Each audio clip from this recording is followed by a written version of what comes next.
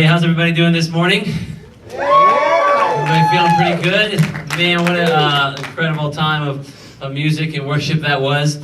We've been going through this series called I Love the 90s. For those of you who don't, or this is your first week, or first week in a long time, I Love the 90s is all about our core values as a church. You see, many of us, not all of us, kind of cut our teeth in the 90s. Maybe you have a decade like that. But mine was the 90s. I was 15 to 25. Don't judge me.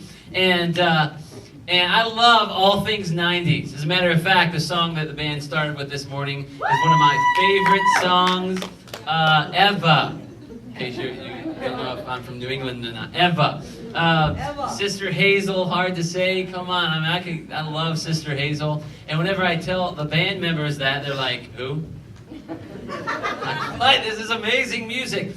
Anyways, so this whole series has been about our core values as a church. You know, what makes us as a church? Just like the 90s made many of us, though not all of us, what makes us who we are as Fellowship Church. And from here, we want to go into the fall, into the spring, realizing that our incredible desire is to connect and lead people into a growing relationship with Jesus Christ. That's our mission. That's the mission God has put us on right here for Central Massachusetts. Now, today is our last message. Next week, I can't wait to be back. But this week, I cannot wait to hear what my man, Pastor Ryan Thompson has to say. Last week, he was ordained here on this stage. And we, give him a big hand.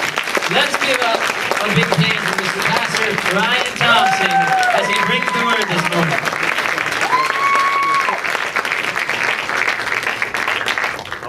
All right. Well, good morning, everyone. Everyone seems awake today. And that is true. I can confirm I was ordained here last week. Marty was saying most people, cut their teeth in the 90s. I grew all of my teeth in the 90s. I was born in February of '89. So, yeah, I was probably still crawling around or whatever when 90 came about. Last time I came up here and I was talking about how I was 10 in 1999, I got a lot of boos, so hopefully I won't get that again. Anyways, I did want to just talk about the ordainment for a second. I am just so happy that all went through and that I got ordained last week.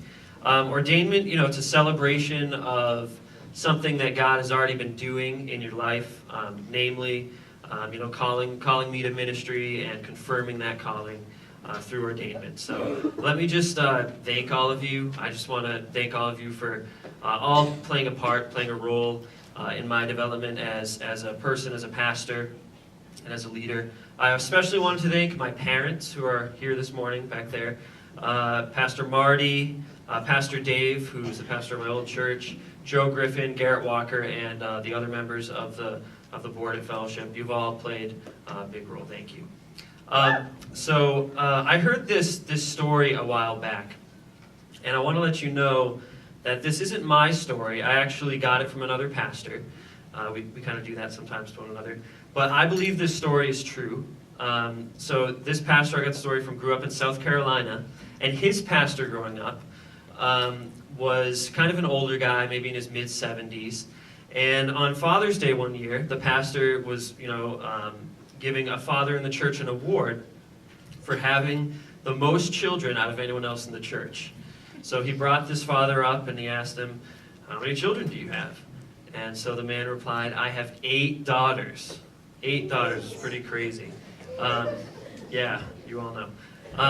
And then the pastor, without any hesitation, says this, wow, you must have a lot of hose in the bathroom.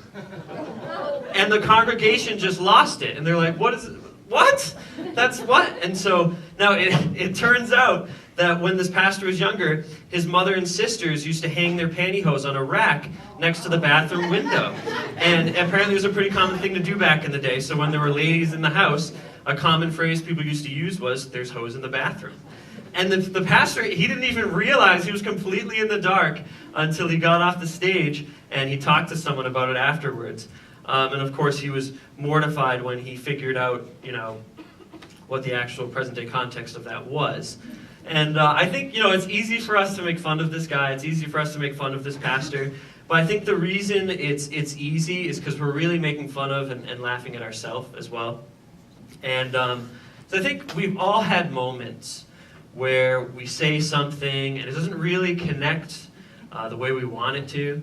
I bet you right after I finished saying that, some image of you talking in front of a bunch of people came up in your head and you said something really dumb. You know, we've all been there, we've all done that. But connecting with someone, or especially a group of people, can be really hard sometimes, can't it? Especially when you have to cross cultural boundaries, you know, like, you get age, gender, nationality, language, entertainment preferences, Pepsi or Coke. Pepsi! Okay. Apple or PC? Apple! Linux, okay. You're a hero of mine.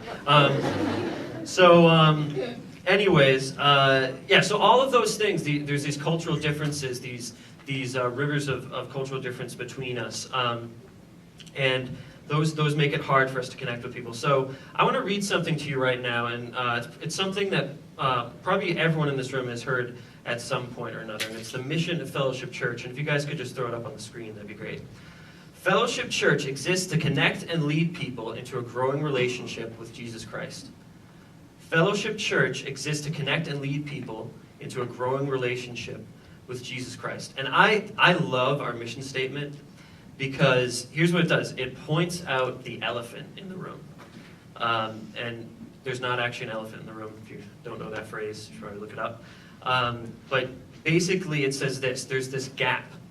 There's this gap between people and Jesus. Doesn't matter if you're a non-believer or a believer, there is a gap in your life between where you're at and where Jesus is. You know, some people, if you don't know Jesus at all, you know, the gap might be this big. You might have just become a believer, the gap's this big. You might have been a believer for 35 years, your gap's this big. But there's still always room to grow and get closer to Jesus. The gap is always there. But our mission at Fellowship Church is to close that gap as much as possible so that we can connect people with Jesus. So this kind of comes back to our problem, though. This isn't easy. It's not an easy thing to do. It's not like there are a lot of people out there begging us to talk about God with them. You know, when was the last time somebody came up to you and said, hey, I want to talk to you about God? Like, I honestly don't remember. It must have been years ago for me. Which usually, and that would leave kind of the responsibility on us to bring the topic of God up. And it's kind of a risky thing nowadays, isn't it? You know, like, won't we just get labeled as judgmental or kind of crazy, or maybe this person is in a cult? You know, there's all sorts of ideas out there, presuppositions people have. And while I could come up here and tell you that, you know, those fears of those things are ridiculous, I'm not going to, because I think that would be a lie. You know, I think if this isn't done carefully, if you don't share the gospel carefully, the people you're trying to communicate with are just going to shut down. You know, I know everyone in here has seen that happen before. You're trying to communicate something with someone, and they just shut down. They don't want to hear it. But this is a hard truth, especially in this area, because sometimes when we try to close the gap, we end up making it way bigger and much harder for the next person that comes along to share that message with them. So that kind of is a rough thing, but good for us. This actually is not a very new problem. And there's just numerous examples throughout the scriptures of people wrestling with this very issue. And one of my favorite people in the Bible is the Apostle Paul, and he has a very good example of this principle and how he kind of defeated it in this situation. So this comes out of Acts 17. Paul is in Athens, so here we go. While Paul was waiting for them in Athens, he was deeply troubled by all the idols he saw everywhere in the city. He went to the synagogue to reason with the Jews and the God-fearing Gentiles. He spoke daily in the public square to all who happened to be there. He also had a debate with some Epicurean and Stoic philosophers. We can just call those guys Greek philosophers, okay? When he told them about Jesus and his resurrection, they said, "What's this babbler trying to say with these strange ideas he's picked up?" Others said, "He seems to be preaching about some foreign gods." So we see when Paul's speaking to the Jews and the God-fearing Gentiles in the synagogue, it really doesn't say anything, negative happening. He went to the synagogue to reason with the Jews and the God-fearing Gentiles, and he spoke daily in the public square to all who happened to be there. End of story. But when he goes over to the Greek philosophers, what happens? They get confused, right? What's this babbler trying to say with these strange ideas he's picked up? He seems to be preaching about some foreign gods, which must have been offensive to them.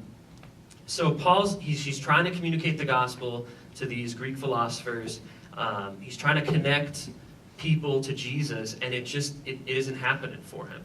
You know, he's experiencing difficulty. He's experiencing failure.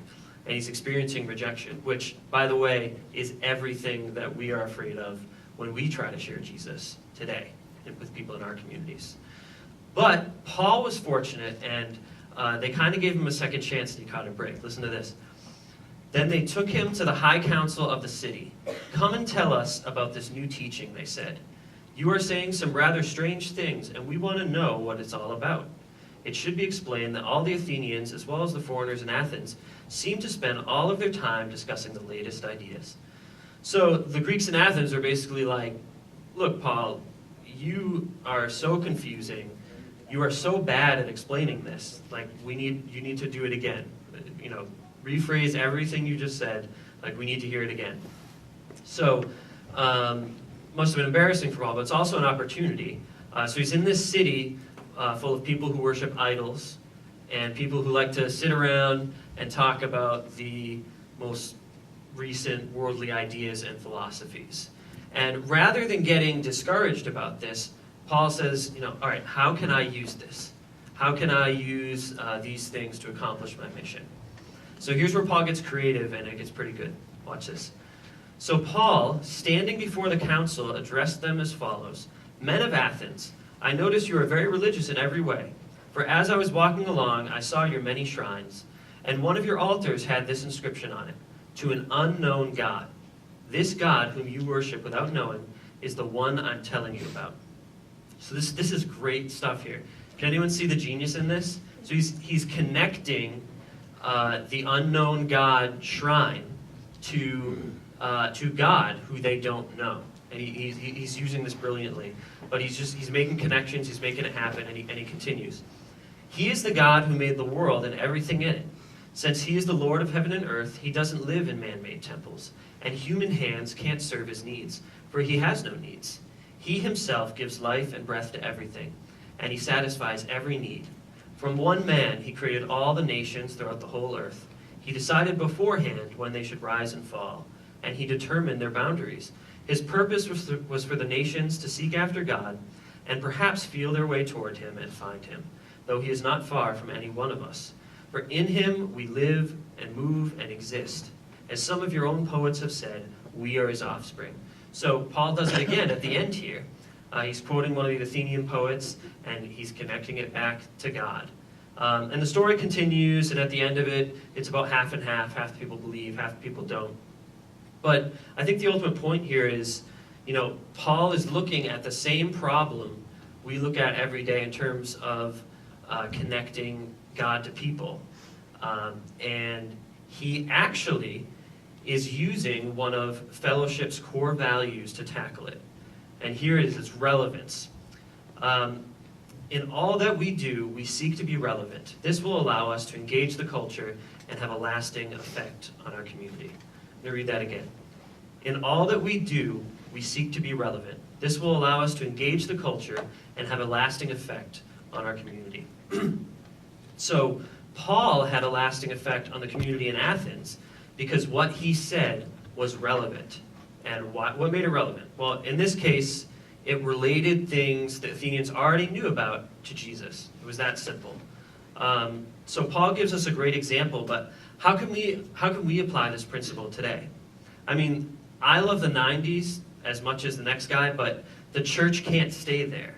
So how do we become relevant? Because that decade ended, 14 and a half years ago now? How can we stay relevant?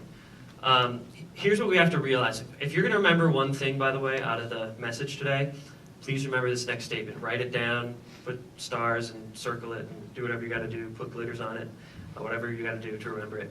Here we go. Relevance is all about communicating the right things at the right time for the right reason. Let's say that one more time. Relevance is all about communicating the right thing at the right time for the right reason. And the right reason every time, the reason we're gathered here, is Jesus Christ, his death, burial, and resurrection. And we say, again, our mission is to connect and lead people into a growing relationship with Jesus Christ. That's our reason. We're not here to push a political agenda. We're not here to get money from people. We're not here because Marty is a great preacher and the band sounds great. I think those two things are true, but that's not why we're here. We're here to connect and lead people into a growing relationship with Jesus Christ. And the best part about all of this is that we're all invited to accomplish this mission. We're all invited to help each other close that gap for as many people as possible. But we need to realize, just like in the definition above, we seek to be relevant in all that we do. Has to be almost like an obsession, So when we pick worship songs, when our worship teams spend 10 plus hours practicing during the week, when our production team people are here at 6:30 a.m. setting things up, when our first impressions people are making coffee and shaking hands and out in the parking lot, when our children's ministry volunteers are teaching the kids, we're doing our best to be relevant so that we can make the biggest dent in the gap between Jesus and people as possible here. So, listen, I'm not going to be that guy that tells you that you're an extrovert when you're an introvert, or that you're really cool when you're not actually that cool. Because here's the thing. I'm not asking you to do this on your own. We're not asking you to do this on your own. Everyone has a part to play. We're a body of believers. And you're not supposed to do it alone. I mean, look at the production team back here. So they don't have to say a word throughout the entire service, right? Maybe their gifting isn't there in speaking in front of people. But they have a profound effect, probably the biggest effect out of anyone in here, on the relevance of the service. Because if I was up here speaking and my mic went dead and the people in the back couldn't hear me, or the lights went down, or sparks started shooting out of something, that would be very distracting, and it would make what we're doing here kind of irrelevant in a way. So another example, how about this move to Showcase, huh? Right? That's a good example.